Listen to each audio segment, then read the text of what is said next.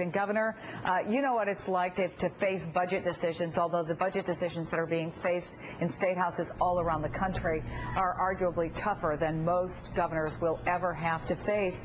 What's going to happen here? I mean, if somebody doesn't make tough choices, there could really be desperate situations all across the country.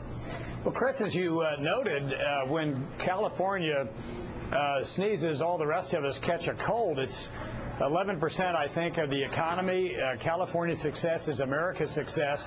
Most states have balanced budget laws. The problem is a lot of things have been pushed off budget, which includes, obviously, the big pain of pensions.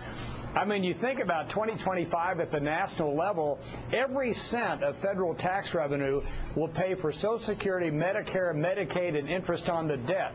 I would suspect those figures, because of a lengthening life population with respect to pensions and all sorts of benefits for the older people at the state level, that's what's killing these budgets. And there's going to have to be Republican and Democrat bipartisan focus.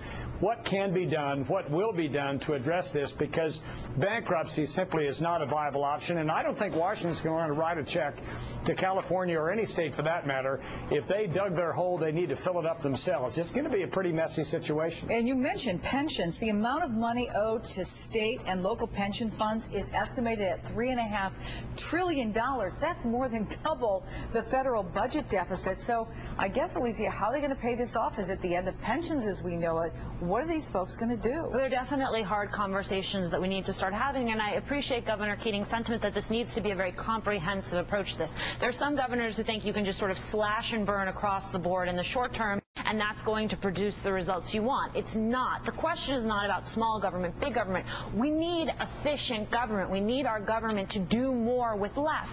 That's a tall order, but it's a much more hopeful conversation to have than laying off teachers and firefighters. All right, Alicia, Governor Keating, thanks to you very much. The president says he doesn't want to add working families to the collateral damage of all the financial problems we're having. So he made a deal to extend the Bush tax cuts for everyone, but to talk about